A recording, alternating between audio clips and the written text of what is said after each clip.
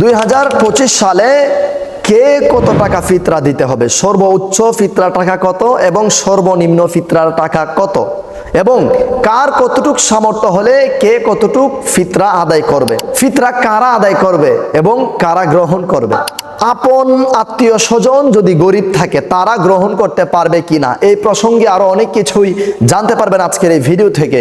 তাই না টেনে সম্পূর্ণ ভিডিওটি দেখতে থাকুন। আসসালামু আলাইকুম ওয়া রাহমাতুল্লাহ, নাহমাদুহু ওয়া নুসাল্লি ওয়া নুসাল্লিমু আলা রাসূলিহিল কারীম, আম্মা বা'দ, ফাআউযু বিল্লাহি মিনাশ শাইতানির রাজীম, বিসমিল্লাহির রহমানির রহিম।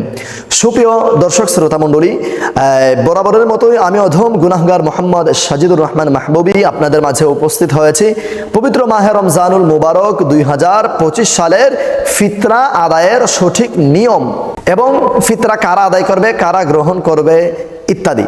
প্রিয় ইমানদার ভাই বোনেরা, সবার প্রথমে আমরা জেনে নেব এই বছরের ফিতরার টাকা কত। আমরা ইসলামিক ফাউন্ডেশন সহকারে বিভিন্ন মাধ্যমে জানতে পেরেছি এই বছর 2025 সালের ফিতরার টাকা সর্বনিম্ন হচ্ছে 110 টাকা, এবং যদি কারো জবের মাধ্যমে আদায় করার সাধ্য সামর্থ্য থাকে তাদের জন্য হচ্ছে 130 টাকা, এবং যাদের কিসমিস দিয়ে ফিতরা আদায়ের সাধ্য সামর্থ্য রয়েছে এদের জন্য হচ্ছে 1980 টাকা, এবং যাদের খেজুর দিয়ে ফিতরা আদায় করার সাধ্য সামর্থ্য রয়েছে এদের জন্য হচ্ছে 2310 টাকা, এবং যাদের পনির দিয়ে ফিতরা আদায় করার সাধ্য সামর্থ্য রয়েছে এদের জন্য হচ্ছে 2805 টাকা।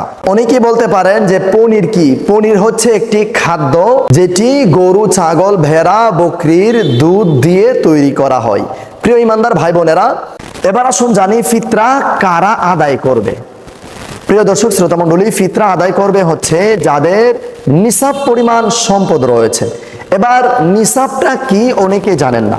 নিসাব হচ্ছে একজন মানুষের যা যা প্রয়োজন, অর্থাৎ আপনি খাওয়া দাওয়া, আপনার হাট বাজার, আপনার পরিবার পরিজন নিয়ে সুন্দরভাবে আপনি খাওয়া দাওয়া করছেন, এই সব কিছু সুন্দরভাবে চলে, এটার একটি হিসেব তো অবশ্যই আছে যে আপনার এই মাসে এত টাকা খরচ হয়, কিংবা এই মাসে এত টাকা খরচ হয়, কিংবা আপনার প্রত্যেক মাসে কত টাকা খরচ হচ্ছে।